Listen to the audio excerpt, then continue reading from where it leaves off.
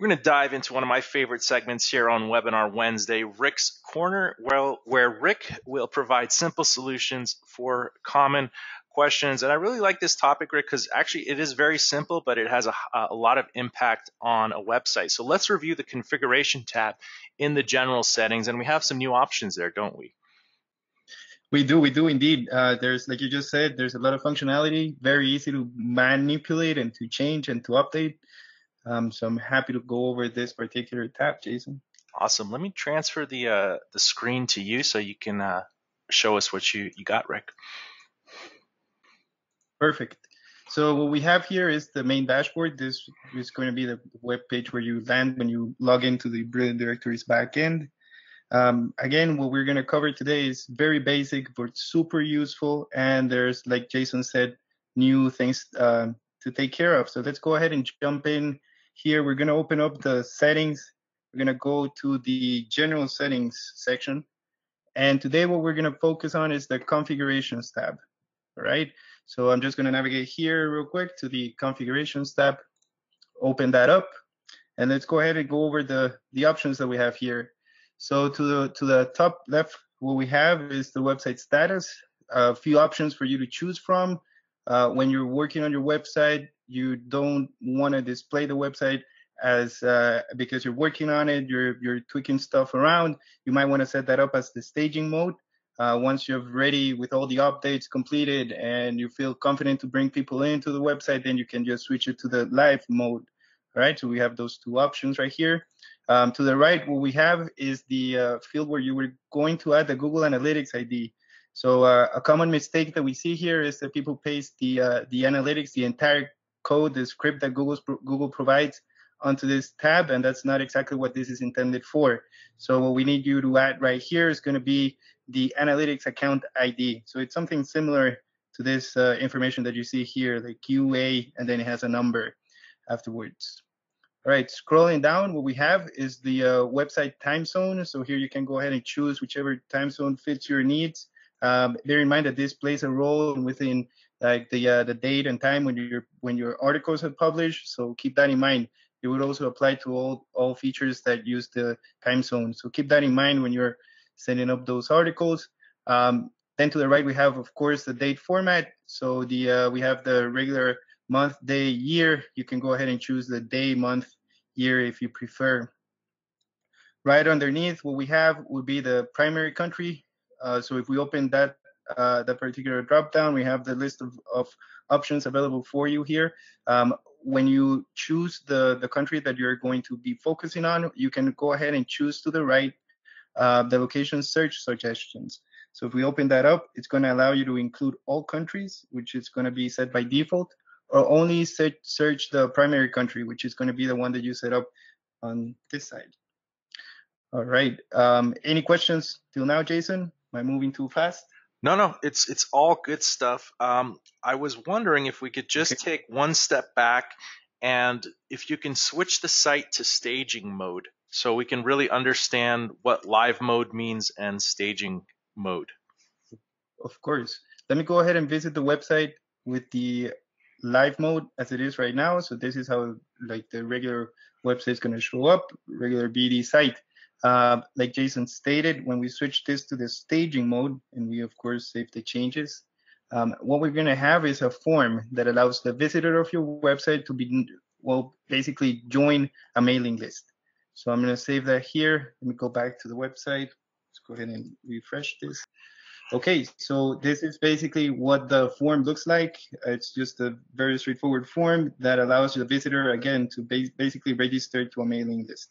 So you can then use that for your own marketing needs. So yeah, just want to make a note here. So what's key here is your main website's domain there will show this page. And I've seen people slightly modify this page and the messaging. So you can kind of it's pre-registration. So you can advertise your site. So once your design is quote unquote ready, you can email the people on this list and say, hey, come join our site now. Now, you can still work on your site in the meantime. For example, you can go to your home page if you go /home, and this will allow you to work on your home page and all your internal pages. But to the rest of the public, when they come to your main domain name, your main homepage, they're going to get that pre-registration page. I don't recommend staying on the pre-registration page too long. Try to get a minimal proof of concept online so you can actually start getting real members to join your site. But if you're doing major construction on your site, you may want to utilize this staging mode. 100% correct, Jason. You want to get the ball rolling, get people's feedback. So the less amount of time that you can stick on the staging mode, the better. Right. Great information there. Let's jump to the next that we have on the list here, because this one do come up quite often, to be honest. So we have the distance format. Here you can choose miles or kilometers, whichever fits your needs. And then this one to the right of it, which is super, super useful. It's basically going to set the default search radius. This plays a role when searching for members, when searching for posts. It plays a role in the entire search functionality of the website. So if for some reason you're completing searches on your site, either you're testing this out or you're sending someone to test it for you and you're not finding the information that you are searching for, this would be the first setting that I always recommend on checking. Make sure that the default search radius is enough to cover all the expected area that you're trying to search for. So super important, this one, default search radius comes up quite often. And just a note about that one. It's related to when you're doing a location search, basically for members, and it's going to really depend on what the location of your website that you're servicing. You could be a nationwide site or an international site, but if you're a small city, it will really depend on the city or county that you're covering. So, for example, Los Angeles is a fairly large city, but 20 miles in Los Angeles is very far. If I'm looking for a business, I definitely don't want to drive 20 miles, and that would almost be an irrelevant search for me. So I'd want to set the default radius to maybe 5 on my site for Los Angeles. But if you're in a more rural area where driving longer distances makes sense, or you want to include more members from areas that are farther away from the search that the website visitor did, you might want to open up the default search radius to a larger number that makes a little bit more sense for your website. Exactly correct. And the key point there is location. So it really depends on what you're targeting, the area that you're focusing on. Super important. All right, moving down the list, what we have is the website currency. So here you can go ahead and choose the currency that you're targeting, the currency that's going to be used across the website. The important part is that this is what's going to charge the member on this particular currency. All right, so that's very, very important. The next setting that we have is the Google Maps language. You can go ahead and choose from the list whatever fits your particular audience, right? So it's super useful and it's super nice because it does give the idea that the map is tailored more towards your audience than if you have like a random language for your map. So super important. And then what we have here is the require user consent to store data. This was released recently by BD as an update required. It's called the GDPR. So this is just a way in which you can add disclaimers to the website, in which you can include information and basically just checks that the user of the website needs to check mark in order to complete the signing up of you or onto your website. So the reason why this is important is because you can add, again, as many, like, up to 5 disclaimers, if I'm not mistaken, that basically are like ways in which you can tell the user of the website how the information that they're going to share with you is stored and used and all that good stuff. So super important. And it's just a matter of switching this to yes or no in order to get those check marks to show on your forms, sign-up forms, to be more precise.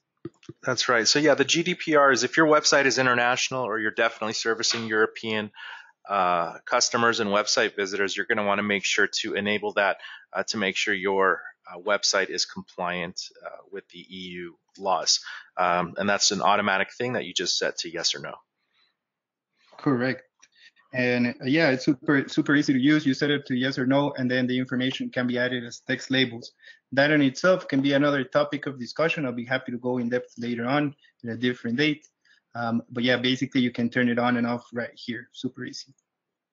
Fantastic. Let's see, does anyone have any questions about the configurations tab or any of these settings in the general settings area? Let's see, Vincent has his hand up.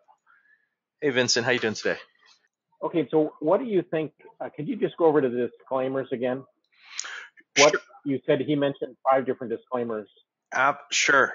So why don't we do this, Rick? Why don't you turn on the GDPR and let's go to one of the sign up pages. So let's first see what these disclaimers look like. Sure thing. Awesome. And I think we can go to any of the sign up pages, the free sign up or paid sign up pages. Right. Let me go to checkout number one, yeah.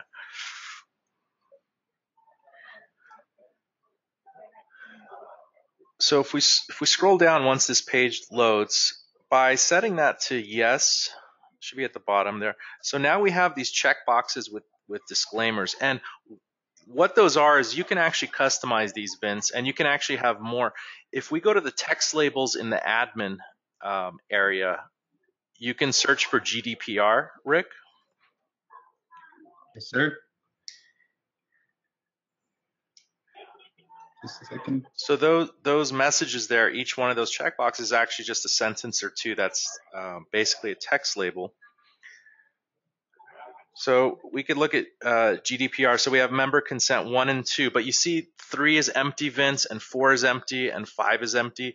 If you if you put in more disclaimers, like we're going to save your email, or whatever your website's going to do with data, you can have multiple disclaimers. You can rewrite what the default ones are.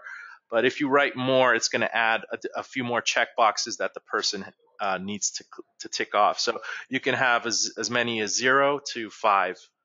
Probably you don't need 5. That's a little overkill, but in case you need it, it's there for you. What do you recommend? I think one or 2 is fine. It just depends on who your audience is. I think the 2 default ones pretty much cover all your bases. If you're doing more elaborate things with data, like you're sharing it with third party, or you're selling people's data, or you're going to use it for marketing, you might want to just add more. Sometimes one checkbox can include 2 topics, not just one. So it just depends how streamlined you want the sign up process to be. You don't want to put too many hurdles in there. But again, it depends on your industry. If it's a loan document or something a little more sensitive that's legal or insurance, perhaps you want to put more check boxes there. Because what this form actually does is it does store which items they checked plus the user's IP address. So that's if anything happens to you, the website owner, that's going to be kind of like your proof that the person signed off on these things. But again, I don't want to scare anyone or overcomplicate it. It's just a compliance for EU citizens, and websites servicing EU citizens need to have some kind of message on any place where somebody's putting their email address, that you're going to store their email address, and that you may use their email address for marketing purposes if you're going to. Well, and what do you think about a generic American one where it says you give us permission to contact you by email or text? Or yeah, that's fine. I mean, it doesn't just have to be for EU. I think it's good practice to let people know that you are storing their information. I would keep it as simple as possible. Again, you don't want to scare people away. So and people are used to maybe 1 or 2 check boxes, but it just depends how sensitive the industry is you're serving and the expectations of the website visitor. Okay, great. Thank you. All right, thanks, Vince. Good questions there. Thank you. All right, good questions about GDPR there. It was a hot topic, GDPR, a few months ago. You might have everyone's privacy policy changed. That's when anywhere you ever submitted your email address to, you got an email saying that they've updated their privacy policy. It was because of this. All right, Rick, is there anything else you want to cover with this? Pat, do you have any final words about the configuration tab here? No, that was very helpful. All right, great. Right, yeah, and that's gonna be basically it on my end. If you guys have any questions, as Jason stated at the beginning, the support staff is always super happy to help. So please just let us know. Awesome. Thank you so much, Rick, on that presentation there.